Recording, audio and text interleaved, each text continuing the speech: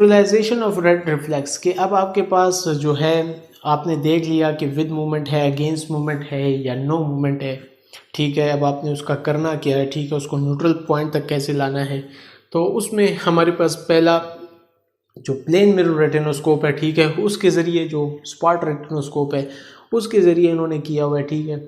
उसके बाद जो है फिर स्ट्रीक रेटिनोस्कोप के ज़रिए है। कुछ स्टेप्स जो हैं दोनों के मिलते जुलते होंगे, सही है। तो उसमें सबसे पहला तो न्यूट्रलाइजेशन, अगर स्फेरिकल एरर्स है हमारे पास तो ठीक है।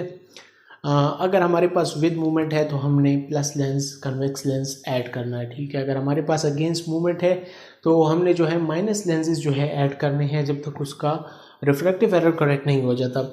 एस्टिग्मेटिक एरर्स जो है हमारे पास इतने सिंपल नहीं होते, इसमें आपके पास डिफरेंट न्यूट्रलाइजेशन पॉइंट्स होते हैं, पर डिपेंड करता है रेगुलर एस्टिग्मेटिज्म है या इरेगुलर एस्टिग्मेटिज्म। इसको करेक्ट करने के लिए फिर हमने सबसे पहले इसकी एक्सिस को करेक्ट करना होता है। जब तक आप एक्सिस नहीं करेक्ट करेंगे तब तक आपके पास सिलेंड्रिकल पावर का ट्रू एस्टिमेट आप नहीं निकाल सकते। जब एक्सिस को हमने उसके साथ अलाइन कर दिया जिस डायरेक्शन में है, अगर हमारे पास हॉरिजॉन्टल एंड वर्टिकल है तो हमने स्ट्रीक को उस तरफ मूव किया, और अगर हमारे पास ओब्लिक है तो हमने उसके कफ को रोटेट करके उसके साथ अलाइन कर दिया।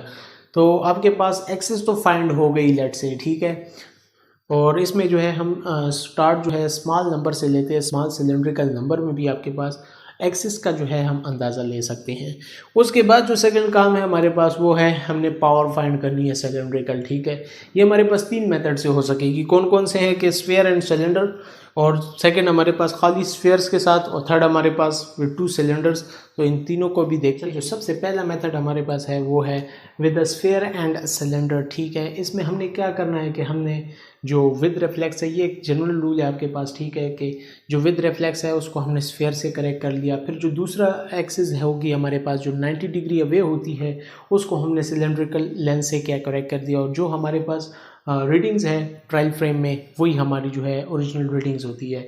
इसमें हमारे पास जो मेन एडवांटेज है वो आपके पास जो है पोजीशन को वेरीफाई करने का है, क्योंकि अगर 5 डिग्री भी आपके पास चेंज आता है एक्सिस में तो वो आपके पास ऑलमोस्ट जो है 6 टाइम्स तक जो है उसका रिवर्स जो है आपको मूवमेंट शो कराएगी। लेट से अगर 90 डिग्री जो है रिक्वायर्ड है और आपने 85 डिग्री पे क्या है आके क्या है एक्सिस को करेक्ट किया है, तो ये आपके पास ऑलमोस्ट 50 डिग्री के करीब जो है आपको एरर देगी, जिससे आपको पता चल जाएगा, आप एक्सिस को वेरीफाई कर सकते हैं, ठीक है। इस मेथड में हमारे पास 2 नोटेशंस यूज़ हो सकते हैं। एक तो ये कि हमें पॉजिटिव सिलेंडर चाहिए, ठीक है।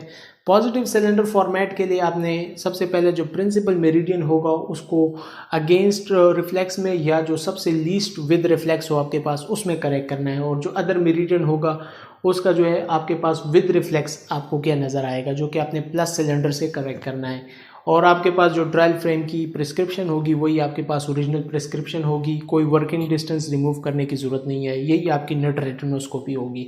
सेकंड हमारे पास नेगेटिव में अगर हमें चाहिए, ठीक है, नेगेटिव सिलेंडर्स में जो कि ज़्यादातर कॉमनली यूज़ होते हैं, तो इसके लिए आपने प्रिंसिपल मेरिडियन को हमारे पास मोस्ट विद या लीस्ट अगेंस्ट रिफ्लेक्स के साथ करेक्ट करना है, ठीक है। और जो दूसरा मेरिडियन होगा उसको फिर नॉर्मली बात है माइनस सिलेंडर से हमने करेक्ट किया, लेकिन इसमें हमने वर्किंग डिस्टेंस को लाजमी जो है सेपरेट करना है, ठीक है, सेपरेट करना है जितना भी हो।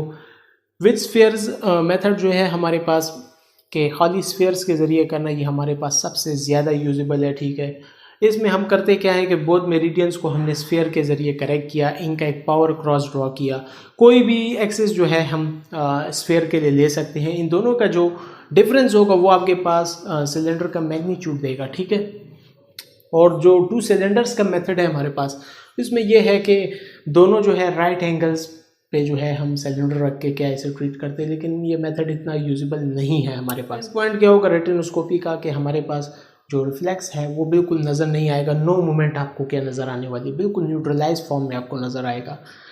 इसको चेक करने के लिए कि आप और करेक्शन कर सकते हैं 0.25 की प्लस बी और माइनस बी दोनों में से जो भी आपका रिजल्ट हो, ठीक है।